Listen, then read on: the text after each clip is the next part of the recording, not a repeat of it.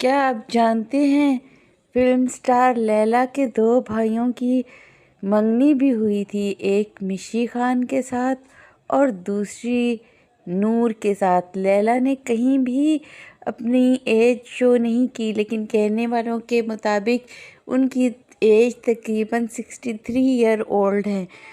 फिल्मों में डांस करने के बाद उन्होंने ज़्यादातर डांस का काम किया, फिर वो नाकाम हो गई और उन्होंने फहश डांस शुरू कर दिए।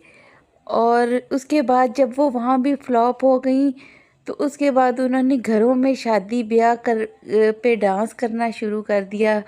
उसके अलावा रक़्स व सुरूर की महफ़िलों के बाद वो शराब नोशी की आदत भी हो गई थी। उनकी घर गाड़ियाँ बंगले सब इसी में बिक गए कि जब वो शराब नोशी की लत में मुब्तला हो गई थी। यहाँ तक कि उनके इतने फहश स्टेज पे उन्होंने ये डांस करके पैसा कमाया था कि हर हुकूमत ने यहाँ तक कि अब भी मरियम नवाज़ जब थी उन्होंने भी उसका नोटिस लिया और उनके इस तरह के बेहुदा डांस पर पाबंदी लगाई।